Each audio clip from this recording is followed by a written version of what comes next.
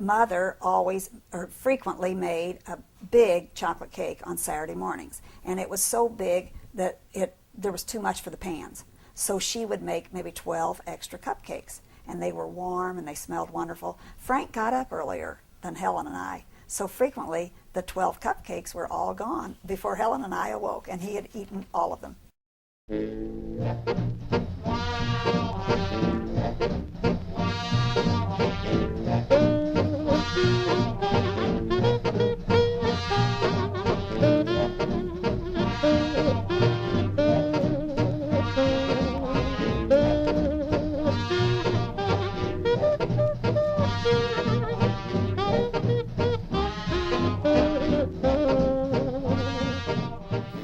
Everyone that knows Frank knows that he loves Christmas. And as a little boy, you can imagine he was even more excited. Santa Claus came to our house Christmas Eve, and on Christmas morning, we would get up, but Frank had always beaten us up. And all of the presents were in stacks. We'd have a stack for Frank, Mother, Daddy, Helen, and I. And Helen and I hardly ever saw the presents under the tree.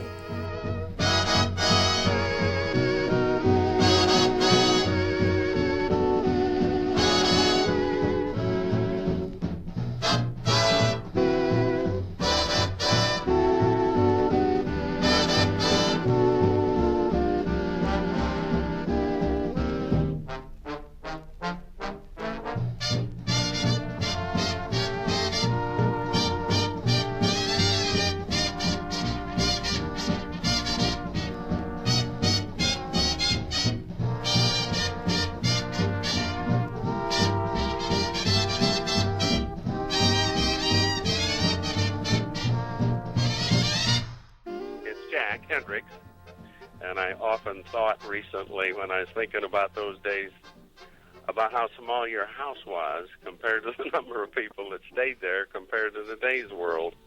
You had two older sisters and your mom and your dad on occasion, and you and I was 6 people, and it was a 2-bedroom house and a 1-bath job and a small garage that had a big Buick in it. So there wasn't a lot of room there, but somehow we did it. Franklin, it's been a pleasure knowing you for 70 years, actually 68.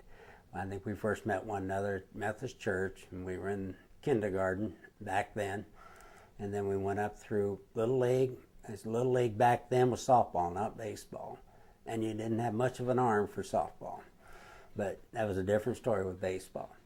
And then we went through the first grade all through the 12 grades in one school. And we had a lot of fun.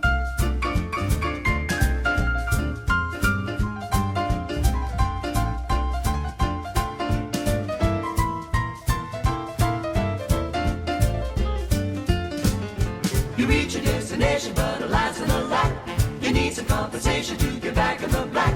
You take a morning paper from the top of the stack and read the situation from the front to the back. The only job that's open needs a man with a knack, so put it right back in the rack. Jack, choo choo, choo choo, choo-boogie, woo woo, woo woo, choo-boogie, choo choo, choo choo, choo-boogie, take me right back to the track. Jack.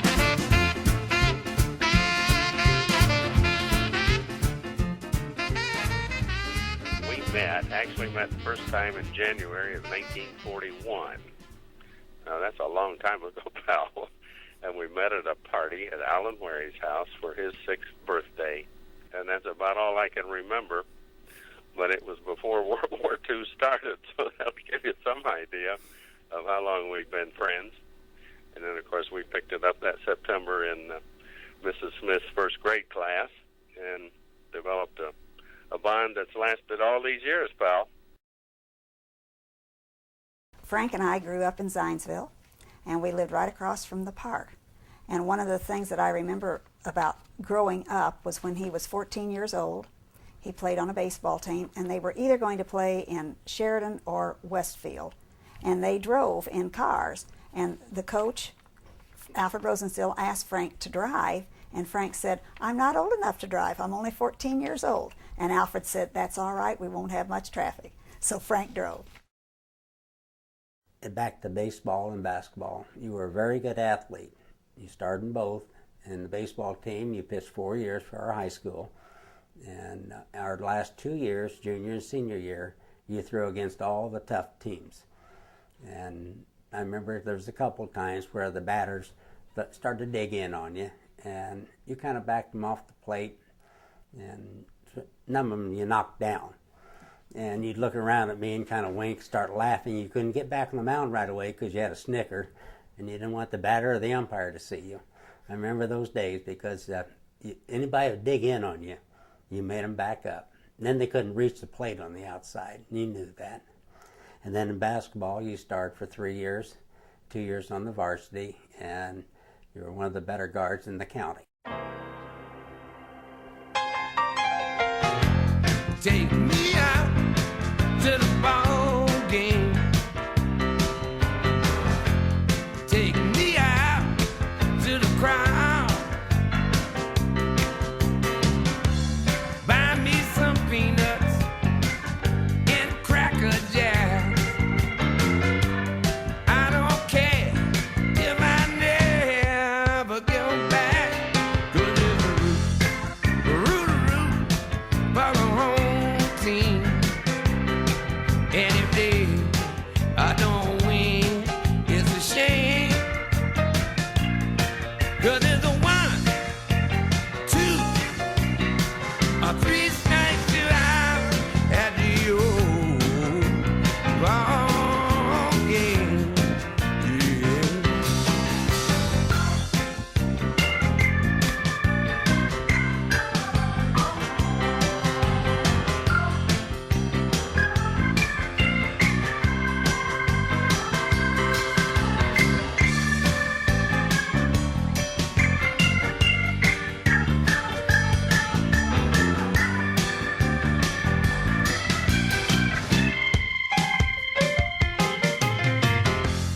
Yeah, I remember you worked up at Hewlin. My brother worked with you, and you were one of the top mowers up there until Jane came in the picture. And then there's a lot of times you volunteered to water at night. Well, we know now why. Jane was out there helping you. The sweet, sweet memories you gave me. You can't beat the memories you gave me. Take one fresh and tender kiss. The memories you gave me. Add one stolen night of bliss. Can't beat the memories you gave me.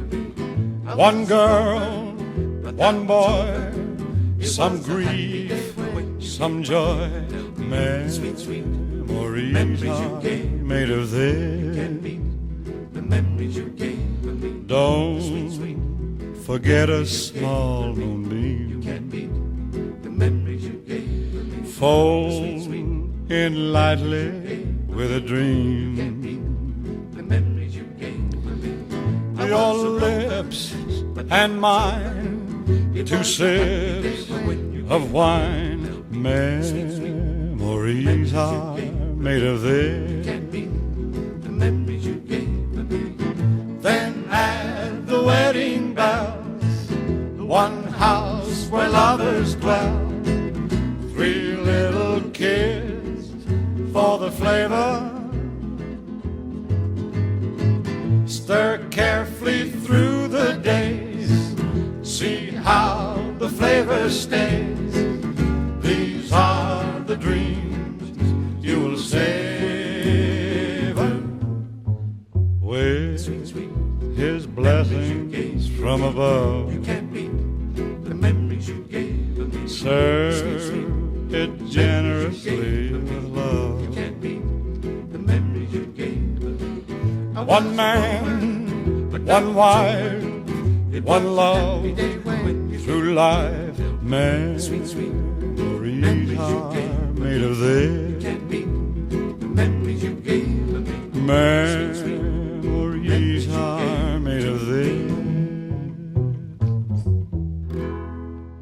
Well, Frank, you think we're on our way to Indianapolis, but instead I'm in here giving a speech where Lincoln gave his speech.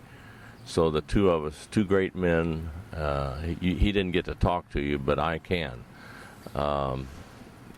This is your 70th birthday coming up, And let's go back about 40 years to St. Louis when you and Jane and the kids moved in to Cherry Hills. And we've maintained this wonderful relationship ever since. A lot of good times have passed, a lot of probably some slower times, but it's all been great. Lily's been good to both of us. You've got a great family, we've got a great family, and we just appreciate your friendship. You don't know how much, because having you and Jane at our 50th anniversary was a great thing, and us being able to come up here just before your 70th is as great. See, you know, we got so much in common. We were both Boone Countyites, come up from the soil of Boone County. We both attended Butler University. We both ushered there at Northminster. We got all kinds of memories on ushering there about our fellow ushers, you know.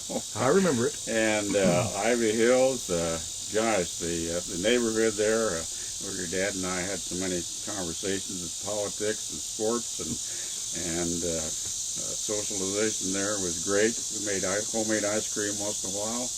And, of course, we scared you guys once in a while on Halloween. Remember that? Poor Robbie and Danny, you know, they come over there and they get a little scared on Halloween.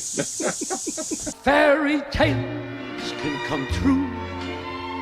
It can happen to you if you're young at heart. For it's hard you will find to be narrow of mind if you're young at heart. You can go to extremes with impossible schemes. You can laugh when your dreams fall apart at the seams, and life becomes exciting with each passing day. And love is either in your heart or on its way. Don't you know that it's worth every treasure on earth to be young at heart? For as rich as you are, it's much better by far to be young at heart. And if you should survive to 105, look at all you derive just by being alive. Now here is the best part: you have a head start if you are amongst the very young at heart.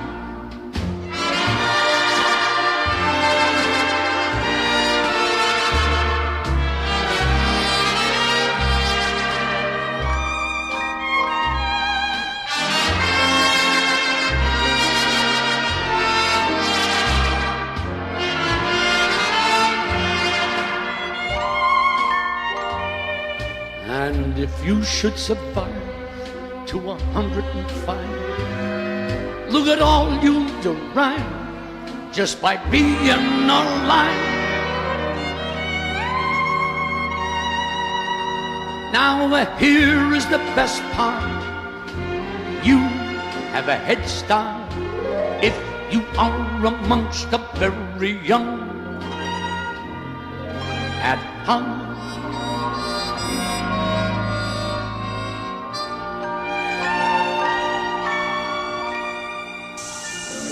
I appreciate this because this opportunity to help your dad celebrate, because he's a little younger than I am. When you celebrate with somebody younger, it makes you feel younger, you know. That is. That's a long time. It's a long time, John, but it's been wonderful. It's been a good trip. Been a good trip.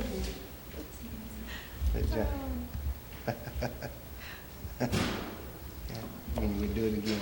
We do it again. Now and forever, you are a part of me, and the memory cuts like a knife. Didn't we find the ecstasy? Didn't we share the daylight when you walked into my life? Now and forever, I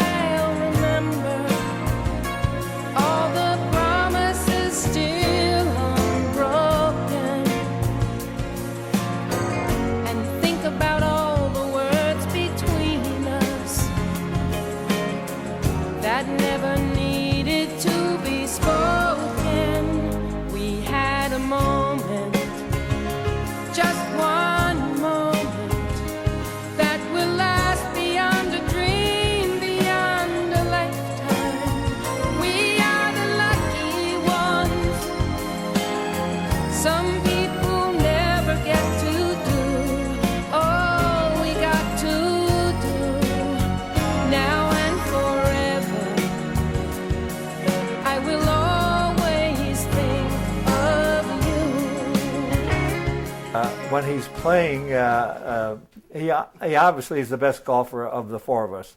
The three of us kind of compare medication while Frank is shooting off the tee. And the three of us have also said we want to vote him out because he is so good and wonder why he's tolerating us. But in any event, he's still a generous guy. But he'll go on with tales of his own. For example, he'll be on the tee and he's wearing a blue shirt that looks like he shouldn't be wearing it. It's a blue shirt with horizontal white stripes. And he's talked about that stupid shirt about every time we play golf. And I said, what's the big deal about it? I said, well, he said, I can't wear it because Jane doesn't like it.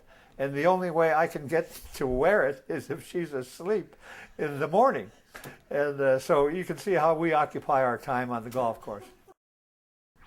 That we've been blessed to know a lot of fine people in our lifetime. And I don't think we have anybody that we think more of than Frank and Jane Huff. And we're so tickled to be any part, ever so little and ever so insignificant, in his 70th birthday. Happy birthday, Frank. Oh.